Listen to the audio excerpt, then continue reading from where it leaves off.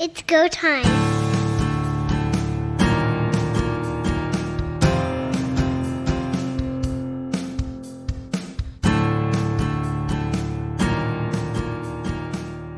Welcome everyone to Third Down Gamble. I'm Don Charbon, and tonight we have a special guest from the Turf District, Andrew Hoskins, who's stepping in and helping us out with Heath in the States for a couple of weeks on vacation. I don't know if I appreciate him being in the States during CFL season. He does have a life. Hey, life comes before football. We love football, love every minute of it, and I'm happy that if he goes, then it gives me a chance to come in and chat with you. So I'm not going to complain too loudly. Well, there you go. I guess there's always an upside. That's right. Yeah. So let's get into some of the things that came out of the week that was in the Canadian Football League, and one of the things that was probably touched on lightly but not really understood was the whole business of the dribbled ball. Now, we're not talking basketball. Yeah. We are talking football. And this is, again, a throwback to the Canadian Rugby Football Union, or just call it rugby elements that are still alive and well in the game. Just before halftime, Saskatchewan kicker Kari Vedvik punts a ball, sort of pooches it actually, sends it down the field. It bounces back towards him.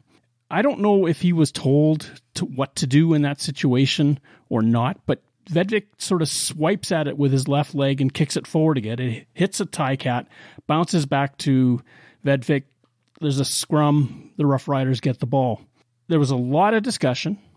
This is right at the half. A lot of discussion. They put 1 second back on the clock, and they award Saskatchewan the ball because it was a dribbled ball. Mm-hmm. What is a dribbled ball? Well, I think it's safe to say that that's the first time that you or I have ever seen that but I'm sure it is a rule. I mean, I trust that they got that part right, but I had never seen that before. I was thinking that when he kicked it again and then they recovered it, but they didn't recover it because they only recovered it, I think it was 4 or 5 yards ahead. And so they didn't have enough to get the first down. So I figured, okay, it was a turnover on downs. But I didn't realize that with Vedvik being an onside player, kicking it along the ground again and then recovering it now becomes a first down. Like it touched the Hamilton player. So they figured that that's change of possession, bounced off, and they got it. I'm not really sure the full rule, and I'm sure you've looked it up, but I haven't had a chance to look it up yet. But I think it's one of those things, like you said, a throwback that probably something they're now going to look at in the off season and go, is this a real thing? Or because otherwise special teams coordinators would be like, let's try that again. It's not a bad idea if you want to. A dribbled ball occurs when the ball is intentionally kicked along the ground while not in the normal possession or control of a player. It's a loose ball following a fumble, a block kick, a kickoff, or a kick from scrimmage, and that's the fourth case that we saw. Such a dribbled ball may be legally touched or recovered by the kicker or anyone onside. Basically, to be onside, you have to be behind the kicker when he strikes the ball, right, if you're the team that's kicking it. We saw this earlier this season where that could have happened. Against Toronto, Charleston Hughes, there's a low snap. McLeod Bethel-Thompson misses it, and Charleston Hughes swats the ball with his hand to himself, picks it up, and runs it in for a score. You think, touchdown, right? Everyone's excited. Right. No, that type of play cannot be advanced. It's basically a forward lateral, what it comes down to. Mm-hmm. Had he kicked it, which would have been a really risky maneuver, given that Bethel-Thompson was coming down, then he could have easily advanced the ball.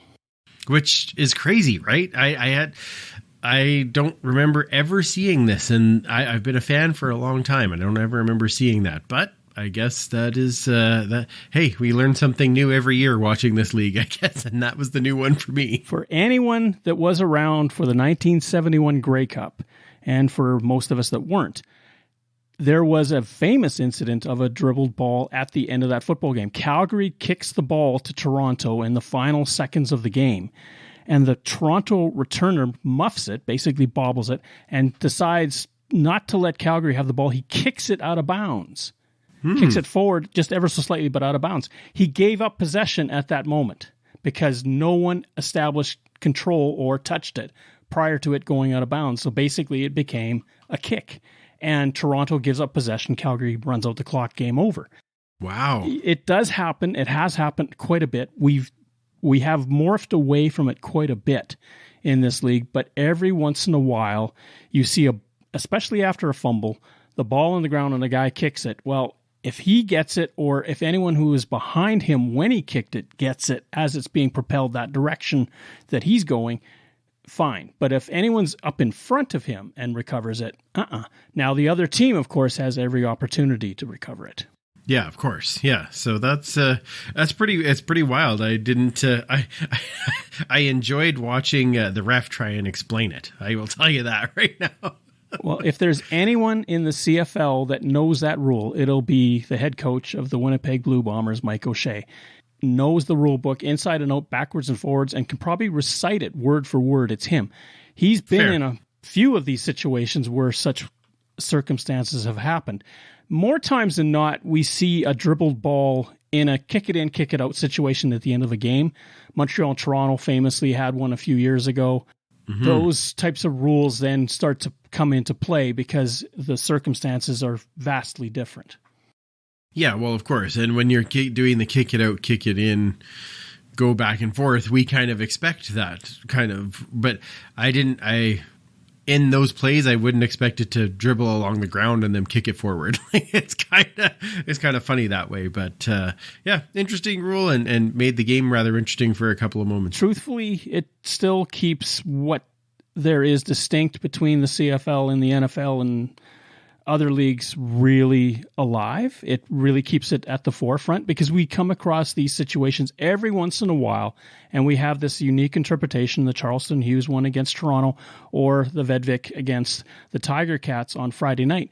These things do happen. It makes the CFL what it is. Yeah, I agree. Yeah, which is fun and different, which is great, and that's why they feature us on The Simpsons every now and again. That's exciting. Why does this field have two 50-yard lines? Yeah, there's Doug Flutie. Anyway, it was fantastic. Yeah, good weekend all the way around for CFL football. The other thing too that I've seen with a couple of stadiums, Ottawa, Winnipeg, they put, instead of the C in the middle of the field, they put the 55, and right. I love that. Because that is a distinctive mark. That tells you you're in Canada. Oh, I totally agree. Yeah. I'm good either way, the C but the 55 is very cool. I would love to see them go, some teams have a retro night and then actually have the numbers be the retro numbers. Like that would look really cool, right? And throw that old CFL logo on the field for fun, and let's truly make it a retro night. That'd be a blast. Several CFL logos that you could use, which would be fantastic. And they've done it in the past. I think it was 12 years ago, 13 years ago. They had CFL traditions where they had the teams go back and wear a helmet or a jersey or both from a bygone era, most notably the 1960s, although some teams went into the 1970s. Either is cool.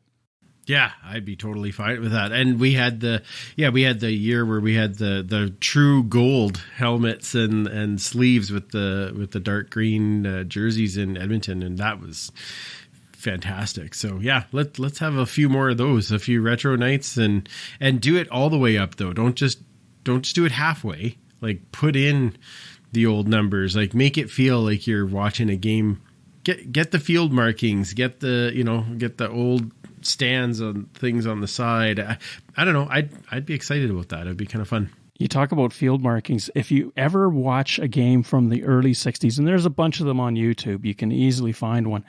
Look where the hash marks are in those games. It almost looks like they're going to be out of bounds if they just line up over there. That's true. That would be, being that we just have brought them in and in and in. Yeah, that would be interesting, right? But yeah, no, I like this whole idea. Let's get a little retro here and there. Not all the time, but uniquely Canadian at the very least. Anything that differentiates this game from all the rest, I think, makes it more unique, makes it more exciting. Agreed. Now, let's go back to what maybe needs to be reinterpreted, and this is horsecaller tackles. In the Toronto British Columbia game of Saturday, Bo Lacombo comes around the corner, grabs McLeod Bethel Thompson, pulls him backwards over his hips, and tackles him from behind. After a challenge review, it was decided that that was technically not a horse collar tackle. Mm-hmm. Is it time to change the interpretation such that if a player reaches over the top, grabs the shoulder pads, and hauls a player backwards, isn't that almost akin to the classic horse collar where you're grabbing just above the nameplate and pulling the jersey? Oh, that is a tough one. It would be for people who are much smarter than me, but I look at it and think, okay, he did have his hand on the shoulder pad and pulled down. Now, the thing that I guess my worry is that how do you have guys, one of the cool things that we see in this game a lot is guys running around the outside and getting back to the quarterback. And in this particular scenario, yeah, it was, but there was no intent. There was no, hey, I'm grabbing you by the top of your jersey and hauling you down backwards. It was, I'm trying to wrap up and my hand went on your shoulder and you came backwards, right? So I don't know that I would really look at that as a specific horse collar, although I get where you'd be worried about him coming backwards on his head. But I thought overall it wasn't in the nameplate area. It wasn't grabbing a guy and like choking him back. It was actually grabbing all, including the shoulder, and pulling him backwards. So I thought it was okay.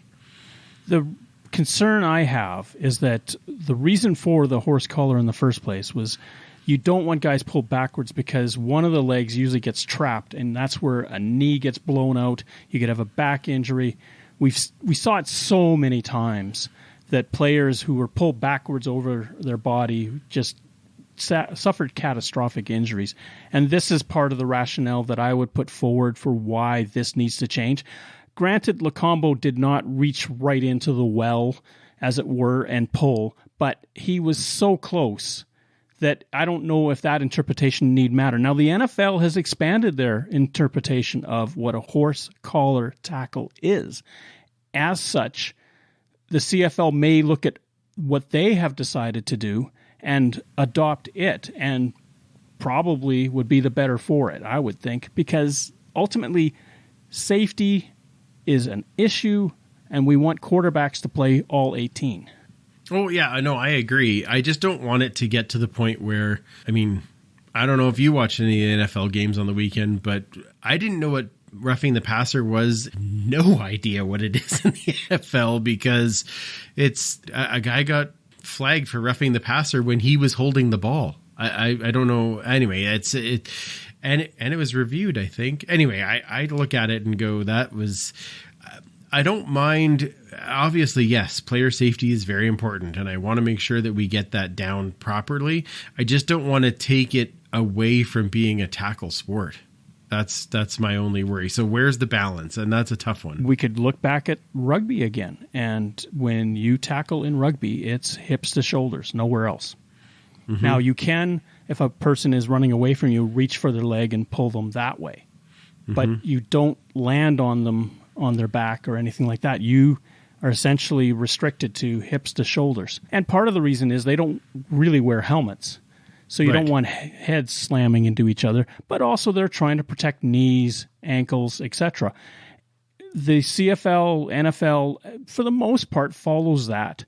But there are exclusions, as it were, especially when you get outside of the tackle box, if you want to call it, where the the lines are set up. Outside of there, you have a lot more freedom than inside. Yeah, that's fair. That's fair. Although, okay, so now I haven't watched enough rugby, but in rugby, when a guy comes around like that and tackles you from behind, even though you have shoulders, is that not allowed? And pull that way. But again, remember where the torsion is going. Yeah, well, that makes sense. But I'm just wondering because I mean, in that scenario, like I think that's what Bo Lacombo was going for, was side, got top of shoulder. So at high speed, are we going to just call that a penalty every time? That's the part that I don't know. Because I don't think there was It wasn't like, oh, he's getting away from me, so I have to grab his shoulder. It was, I'm trying to come around and tackle him. My hand came up here, up on the shoulder instead of onto the side of the shoulder.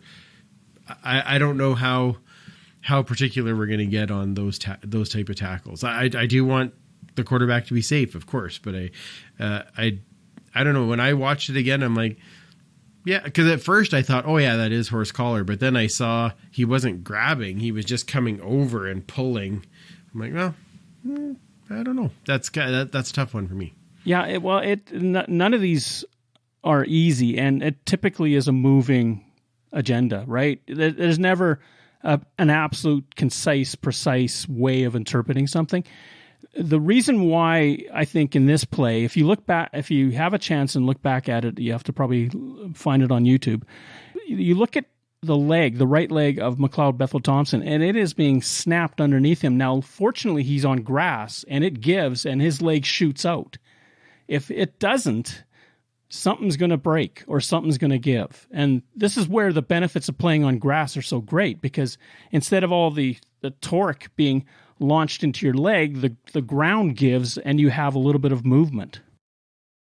Right. Yeah, exactly. Well, I wish they could all be real turf, but we had real turf forever and I loved it. So, but we all know that that's not going to happen at this point. So, well, there's tons of ways of bringing that back to life. I mean, the technologies I trust for grass especially have moved along so far. And Toronto, it's a bit of a weave of artificial in the natural grass. Why not all the teams look at that? Now, part of the reason that they don't, it's because of the type of season we play in. We're getting October. You might have to heat the field or something. Costs go up. The other part of the equation is, especially on the prairies, as you will know, it gets dry in the fall. And so you're going to have to find water from somewhere. Now, you can go to Wales, their national stadium. They have catch basins all the way around the stadium. They funnel the water in, and they never have to call on any sort of outside help for water. Mm-hmm. Yeah, well, I don't know that we would get that every year, that's for sure. We get some, but not the same amount as England does, that's for sure. Yeah. So, and one last thing we need to touch on, and this is kind of more of a niggly sort of thing to look at, but during the game, Saskatchewan at Hamilton, Danny McManus he's the one of the, I believe, assistant GM with the Blue Bombers.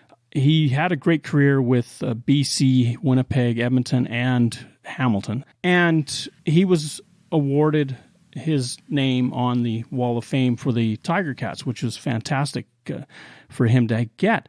The problem that most people had, and Twitter kind of blew up about it, was how long he was in the booth talking to Dwayne Ford especially while the Roughriders were driving down the field. And every once in a while, Rod Smith would interject with the play, and then we'd go back to story time.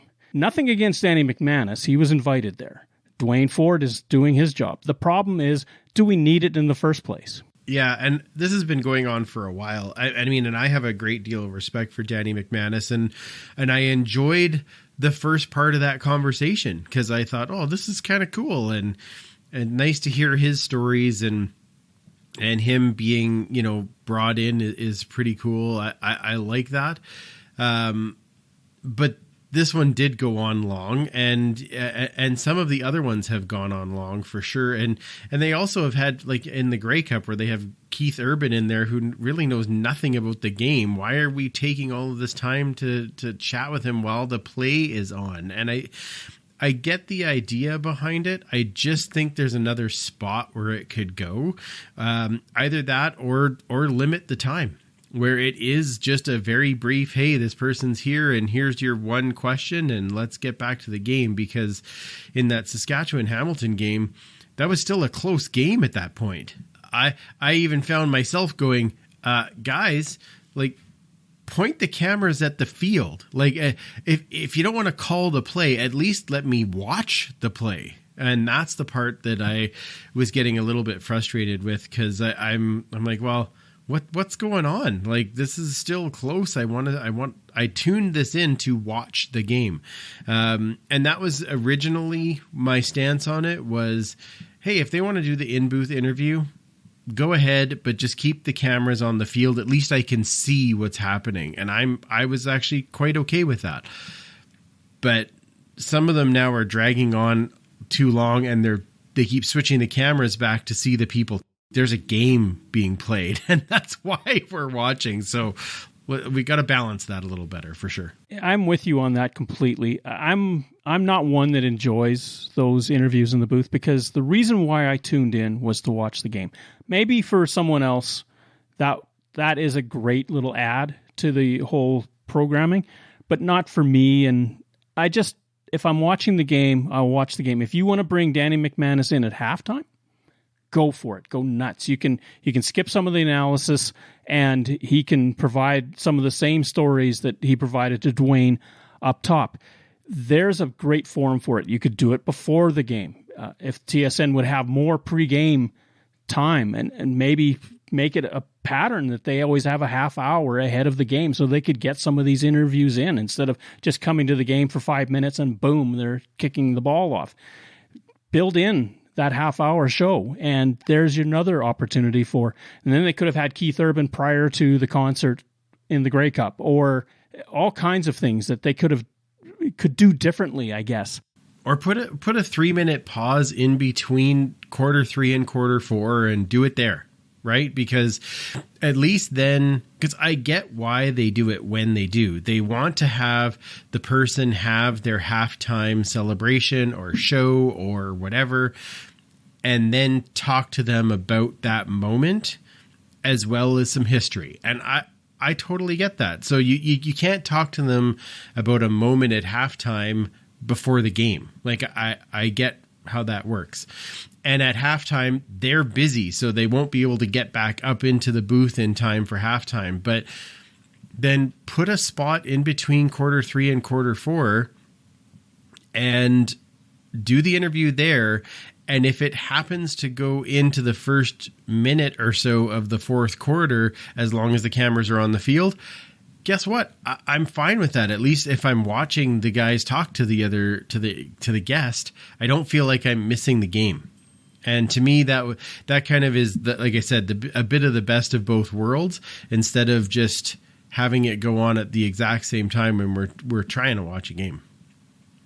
Or maybe they're doing that on purpose so more people go to the games, because that's everyone says it's better to be at home with your 80-inch screen and all those things. But if you're constantly getting annoyed by watching it, well, then maybe you'll go to the game. Maybe that's their thought. I don't know. But obviously I'm not going to the game in Hamilton when I'm here. So I don't know if TSN would be that thrilled to be driving away its audience and then going to advertisers and say, we can do this and drive away our audience. Yeah, well, I mean, who knows what they do? They put out a poster today saying, which is your favorite? And they, with all these Canadian players, did not have a CFL player on it. Like, which league are you the main supporter of? Anyway, TSN does a lot of interesting things in my mind. I don't know. I don't know what their thought process is behind that, but I would agree that putting it in a little bit different spot and shortening up a bit would be very helpful for the rest of us. Second down. Full slate of games in the Canadian Football League last weekend. We start in Hamilton with the Tiger Cats in a dogfight for the final playoff spot in the CFL.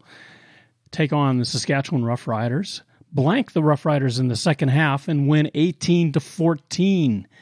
Cody Fajardo, who by his own admission has been auditioning to stay on the team, 24 of 31 for 259 yards, 2 touchdowns, 2 interceptions. Dane Evans, pretty quiet, 11 of 24, 214, and 2 picks. Yeah, well, they didn't need Dane Evans because they found a running game in Hamilton. David Beard goes over, now quarterbacking that offensive line, and that running game came out of nowhere, and they used it. They challenged them to stop them, and they couldn't. Wes Hills, man, what a game. I was very happy to have him in my fantasy this league because he was running all over the place. So I thought that was it was interesting to see that dimension from the Tiger Cats, because we haven't seen that in ever. And they played really well with it, and that's what carried them through. Dane Evans didn't have to be good.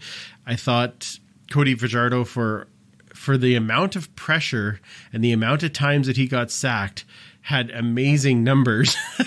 Still, there's only so much he can do, right? He can't will the whole team to do everything. And I believe he got sacked 7 times. So, yeah, you can't do much when that's happening, no matter how good your numbers are. Wes Hills, 25 carries for 132 yards for the Tiger Cats. Fajardo, yes, 7 sacks against him.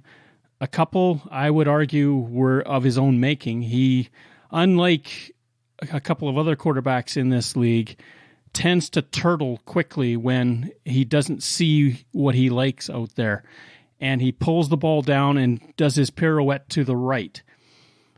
That is not benefiting you. You've got to keep your head up and you got to keep looking. You could check out what Vernon Adams Jr. was doing against Toronto. Under siege at times, kept his head up and was always looking downfield. Fajardo, that's his one piece of kryptonite, if you want to call it that, is that his inability to deal with the pressure. A lot of times, they're just in the area. They're not even on top of them. Oh, maybe, but I would say that when you're sacked that many times in a season, you get a little worried every time there's a defensive lineman close to you, because what's he been sacked? Something like 56 times or something in 16 games? Like, it's ridiculous. And we've had offensive lines like that in Edmonton, where it's, quarterback says hut and runs for his life. And that's basically what's going on right now in Saskatchewan. So I don't entirely blame him for that. Hanging on to the ball a bit too long sometimes. Yes. There are quarterbacks that are kind of need to get better at that, not hanging onto the ball so long. So a couple of the sacks are on him for sure, but a lot of them were jailbreaks.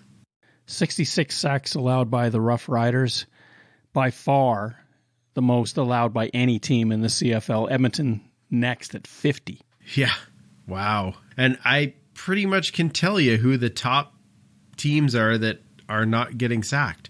We know that Winnipeg is one of them for sure. We know that Calgary is probably one, and BC is probably one. You're not far off. Calgary leads the league with only 13 sacks allowed. Mm-hmm. And when your quarterback is standing upright, or at least feeling comfortable in the pocket that he can get the ball out of his hands, you're going to win more ball games than not. Yep, absolutely. 5 straight losses now for the Saskatchewan Roughriders. This puts them in a bit of a dire situation. Hamilton now has a game in hand. Granted, it's with the Calgary Stampeders in Calgary. And, of course, Calgary has that dubious distinction of not losing to any team that is not named Winnipeg or British Columbia. Yeah, very true. Very true. And so that game is going to be very interesting. And then even if Hamilton loses that, it sets up an interesting last 2 weeks, because Calgary's got back-to-back against Saskatchewan and Hamilton has back-to-back against Ottawa. So how does that turn out for both of those, all 4 of those teams that are somehow still in a playoff mix? So it'll be an interesting few weeks for sure. We move to the early game on Saturday, the British Columbia Lions in Toronto to take on the Argonauts. Toronto, again, managing to right the ship at the moment that it was needed, winning 23-20. McLeod Bethel Thompson put up the ball 40 times against BC, completed 27 for 352 yards and a touchdown. Vernon Adams was 21-32 for 258 and 2 touchdowns. The quarterbacks availed themselves quite well. The Argonauts, though, it seemed as though their defense came up when they needed it.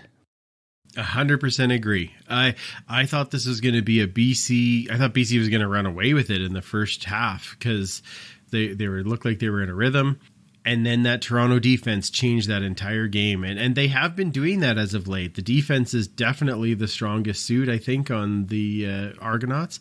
And they're playing very, very well right now. And they're finding ways to win games for that team. The Argonauts, who had time issues in the past in the last couple of minutes of a game, took over the ball after BC had kicked their final field goal and ran out the clock. One of those plays was going to be a pass, but McLeod Bethel-Thompson saw the C's part, took off for a long run, got a huge first down, and the Argos could control the clock from there on out. Got to give some kudos to the Hamilton Tiger Cats, who had a 7-minute drive against the Saskatchewan Roughriders going into the wind. We talk about their running game. That was huge at that time, too. Yeah, absolutely. Yeah, both games, you saw that clock management at the end of the game really pay off for both teams. So, but I like I said, I like the fact that McLeod Bethel-Thompson did that. Like, he found a way to kind of will them through that last bit. But really, yeah, the stars in that game were the Toronto defense. And the other part that you have to give some credit to Bethel-Thompson is when the Lions took the lead at 20-16, it almost lit a fire inside of Thompson. He took the team down the field in very short order, and they scored a touchdown to get the lead back. That is championship quarterbacking. Yeah, I agree. Yeah, for all the detractors that he has, he steps up and finds ways, especially at home. They play very well at BMO, and they're going to cause a stir as they get into the playoffs here, and they know they're in, so they're going to be able to rest some guys pretty quickly. So they're going to have guys ready to come, and they have all-star receivers that are going to possibly be coming back as they get into the late stages of the season and into the playoffs. Yeah, Toronto's going to be a team to watch. Who do you protect against when you're facing the Argos? 8 different receivers caught footballs against British Columbia. Tommy Neal, who rarely gets a chance to be on the field, scores a touchdown. Yeah, I know. I saw that and I'm like, I wish I would have known about him for that $2,500 fantasy deal, but not so much. Yeah, no, that McLeod can spread the ball. If he's got the time, he can spread the ball. Yeah, I'm interested to see what they do when they get up against. BC is still a good team. Their defense is still very good. I never thought I'd say this, but I'm kind of excited to watch like a Toronto-Winnipeg game and see what happens. Well, it's going to be interesting in British Columbia. We'll get to it later, but a certain player has reappeared on the practice field. Mm-hmm. Yes, that's going to be exciting. The late game on Saturday in Winnipeg, the Blue Bombers. Do we have to talk about this one? We could just skip it. Well, I think somebody did that night, actually. You're correct. Yeah. Anybody that had green and gold on decided, do we really need to just mail it in? It's fine. I think maybe they were at Canada Inn Stadium. That might be it. Yeah. Winnipeg wins 48-11, dismantling the Elks from the word go. 14 in the first quarter, 2 touchdowns. 14 in the second quarter, 2 touchdowns. 20 in the fourth quarter, just to make sure. Edmonton just was pounded. Zach Collaros, again, he is Mr. Max performance. 15 completions on 19 attempts, 241 yards, 3 touchdowns. Unreal. This guy knows how to get it done in very short order.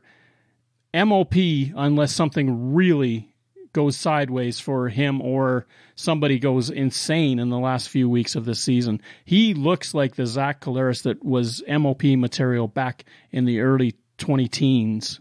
Mm-hmm. Yeah, no, I agree. Yeah, he went off, and you could see the game started, and there was some hope, and that second touchdown happened, and the Elks just shut down. They're like, yeah, no, this one's over. There's no way we're coming back. Not when Zach's playing like that. And then they did the next 2 drives were both TDs too. And when you start the game, your first 4 offensive drives are touchdowns.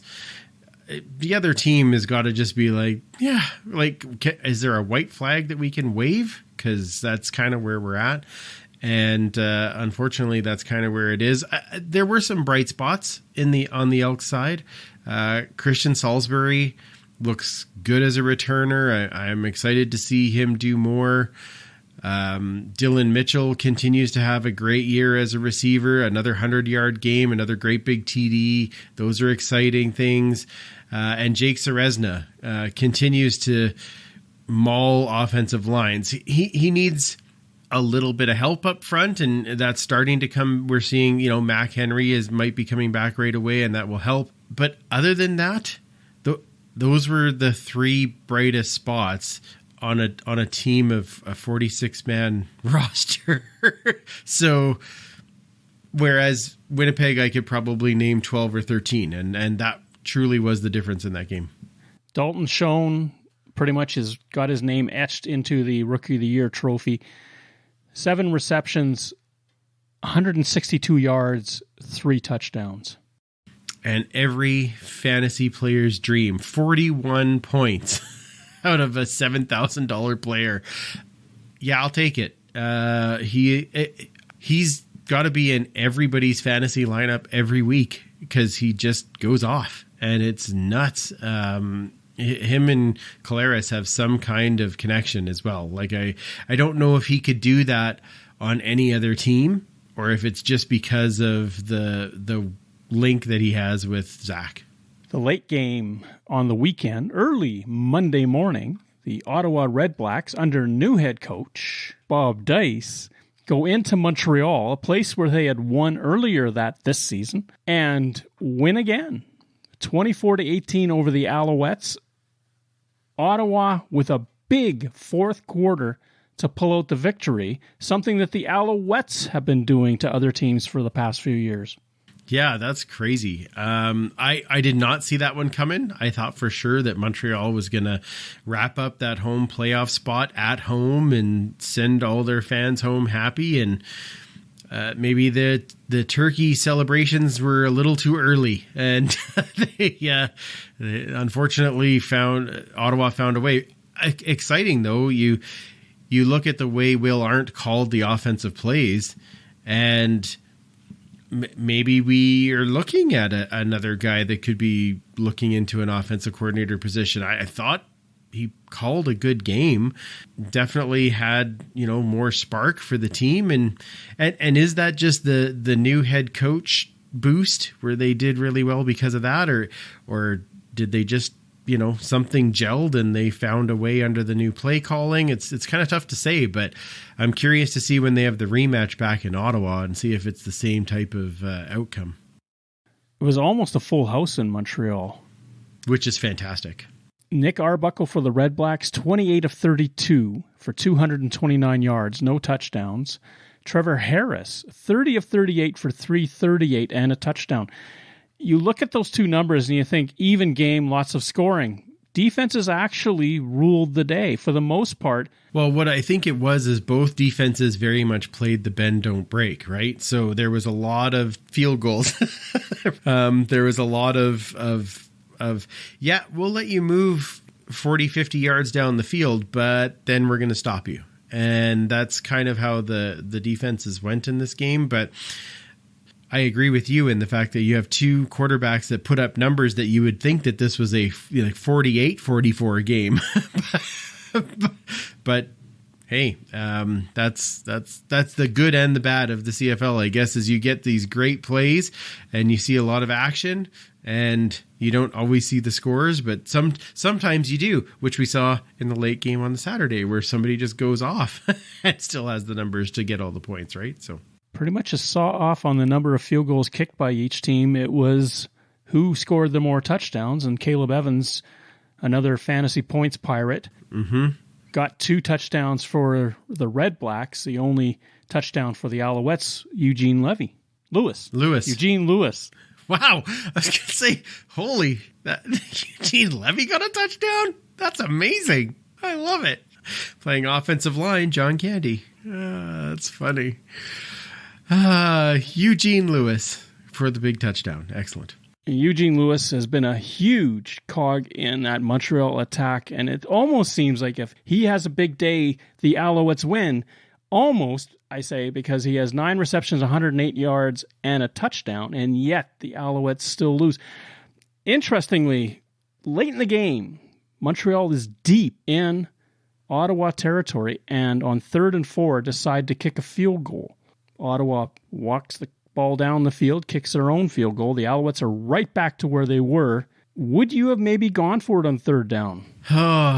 It's a tough call. I think that's Danny Machocha believing in his defense, and I can't say I blame him. The Montreal defense has played really well in a lot of games, so I mean their whole defensive line used to be on the Elks, so they must be decent.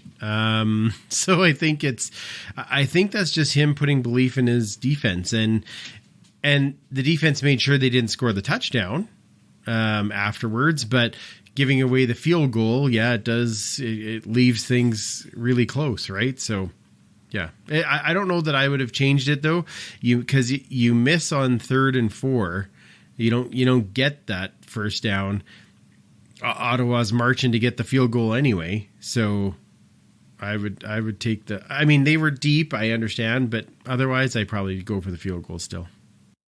If you go for the field goal, you are predicating your notion that the defense will stop them, and you'll have one more chance. Well, the defense-ish stopped them, and you-ish had another chance. Now, they did manage to get close enough for another opportunity, and high pass goes astray, and the game ends all of a sudden down at the 15-yard line of the Red Blacks. Mm-hmm. Yeah, it is. It was close. They almost found a way, but well, let's give Ottawa credit.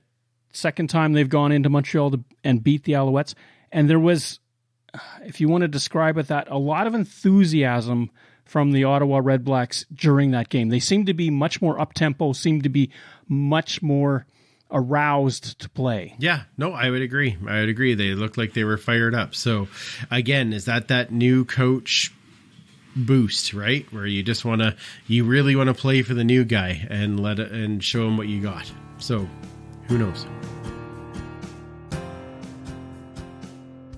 3rd down.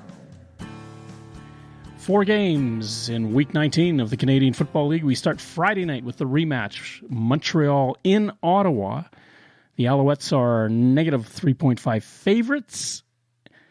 After Ottawa beating them, you would think, why would that be? But remember, Ottawa is 0-4 in the 2022 season at home. 0-7. Yep.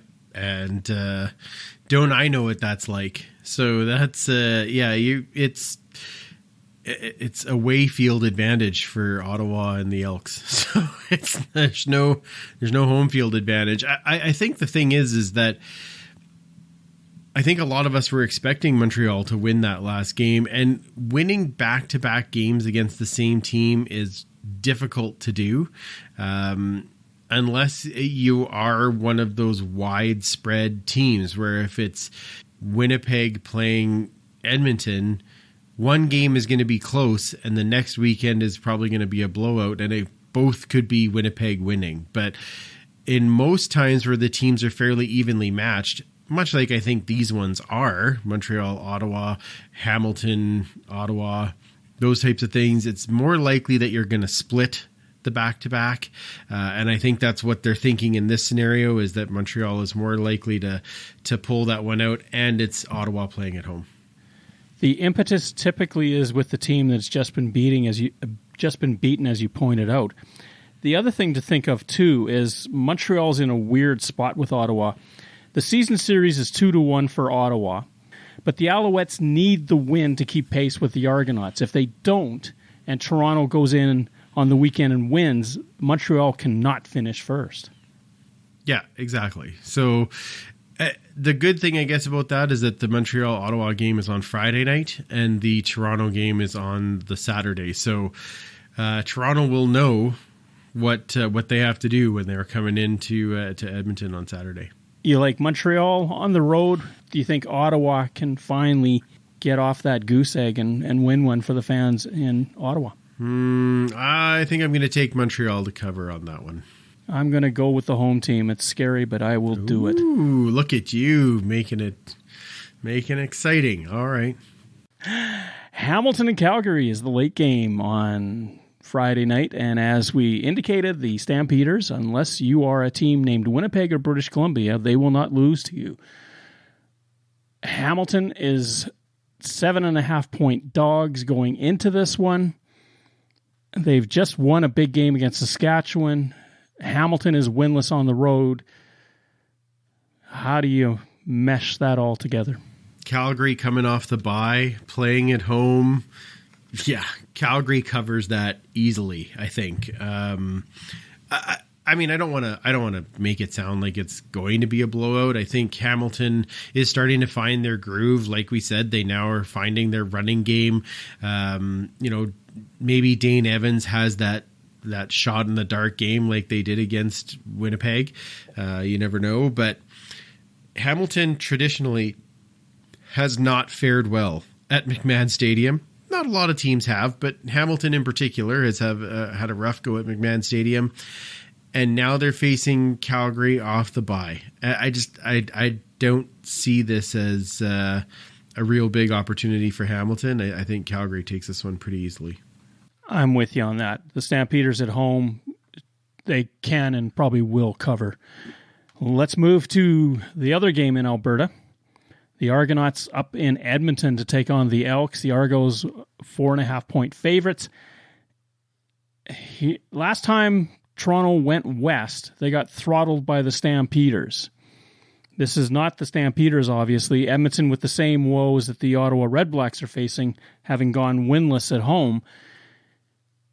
Edmonton coming off a big beating at the hands of the Blue Bombers. What kind of mental state are they in? The Argos with a big win over the BC Lions. Toronto wants to win. Even if Montreal loses, they want to win to secure first place. How do you read this one? Well, my brain says that Toronto wins, but I think it's closer. I'm going to say that the Elks would cover. But my heart says we're finally getting that win at home. They got to win at home sooner or later. The Elks have nothing left to play for other than to win at home. And they have 2 games to do it. So can they turn around after that beating and go, yep, that's not who we are, and we're going to be better, and we're going to show up on the field for our fans? And the nice thing is that there's the U of A game earlier in the day at Commonwealth as well, so you can kind of get the back-to-back green and gold football. I'm going to say that there's enough emotion in there that this is me totally picking with my heart. I say both the Bears and the Elks find a way to pull it out on Saturday. There's got to be a point that Edmonton wins at home. They have set the pro record for consecutive losses. They have, at times at home, come close and either had a big interception or a penalty or something take them out of the victory lane. Toronto, as I said before, the last time they left their time zone, they got throttled by the Stampeders. They did come into Regina and win here. They are 3-4 against the West. My brain still says that Toronto wins, but not by much. but my heart says go Elks. And what kind of turf district host would I be if I didn't say that the Elks were going to win? The Elks have a winning record against the East this year. Does that help them? We'll find out. It should have helped them against Montreal, but they found a way to snatch defeat from the jaws of victory there too. So we'll see. I'll go Toronto and cover. The final game of the weekend, Winnipeg is in British Columbia to take on the Lions. What we sort of touched on, is it actually going to happen? Nathan Rourke is back practicing with the BC Lions. This is unbelievable. Yeah. Wouldn't that be amazing if he was back and able to play? I don't know that he's going to be ready to play this week, to be terribly honest. I think he's going to need some time to get back into the groove. I don't know that Winnipeg is the one that he wants to play against with that defensive line, but the next option is he comes to Edmonton and then plays here and shoots the lights out at Commonwealth next week. So maybe I want him to play this week so that way then he doesn't have to play next week. But I mean, if he's ready to go, that you have to think that BC wants to put him in the driver's seat to lock down that home playoff game for them. So if he's ready, I guess we'll find out in the next couple of days where that's at. Right now, he was practicing. He was still on his own in the practices. So I don't know if he's ready yet. But if nothing else, in a couple of weeks' time, we may see the return of Nathan Rourke, and nothing better for the CFL, honestly, to have that guy healthy and hopefully being able to play in the playoffs, because it could make for some very exciting games. BC and Calgary are currently tied in the West for second place. BC has second because of the seasonal series is in their favor. The Lions have to keep winning to maintain that. Winnipeg going into the bye is 0-2 this year.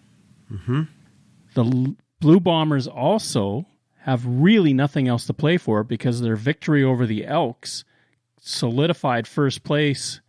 And Mike O'Shea has in the past started to sit people down to get them ready for the playoffs. My gut feeling is that the Bombers probably aren't going to put it out there as strongly as they have been. Does Zach Collaros play the entire game? We don't know. BC at home. BC has been strong at home, but for two hiccups in the schedule, they've dominated at home. I'm liking the Lions in this one. Interesting. I'm still liking the Bombers in this game. I think that they want to make sure that they send a message before the playoffs start. That doesn't matter what team you are. It doesn't matter where we're playing. You still have to find a way to beat us. And it becomes the whole Ric Flair. If you want to be the man, you got to beat the man. And I feel like they will stand up. Now, my opinion will change if O'Shea decides that he is going to sit a bunch of guys and they just kind of like, it's okay. We're not really worried about it. Let's just, make sure we're healthy as we get into the playoffs. Then maybe BC can do some things. It's not like Vernon Adams is a slouch at quarterback, and it could be very interesting to see what he does there. But I don't know. My gut still says that it's Winnipeg that finds a way to win this one. Winnipeg only is a 1.5 favorite, so that's telling me that the odds makers are kind of leaning towards Winnipeg, maybe putting it towards neutral and trying to coast into the playoffs. Mm-hmm. The Blue Bombers, to their credit, beat Nathan Rourke and the BC Lions the last time they were there. Vernon Adams Jr., who is auditioning to either be with the Lions or be with somebody for the 2023 season, has got to put up some nice numbers against this team, especially to show that he can play with the big boys. I like the Lions at home and the upset. All right. Well, see? Hey, we didn't agree on every game. That makes it more fun.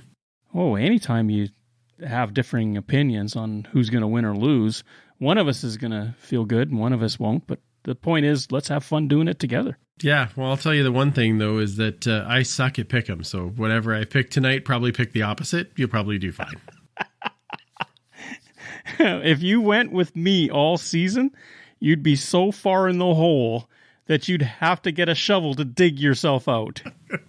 You and me both, my friend. You and me both. Okay, Andrew, and before we wrap up, where can people find and follow you? Yeah, you can find the Turf District anywhere is at the Turf District. That's on Twitter, Facebook, and Instagram. And you can join us on YouTube. That is youtube.com/the Turf District podcast.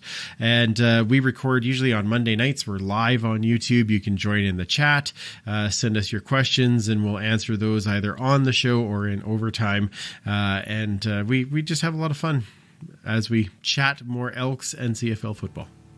Thanks for helping out this week. Really appreciate it. Thanks for having me, man. It was awesome. Thank you for listening to our show. Third Down Gamble is hosted on Podbean and can be found on Apple Podcasts, Google Podcasts, and Spotify. Follow us on Twitter at Third Down Gamble. Join us again, the Third Down Gamble podcast. Audio worth watching.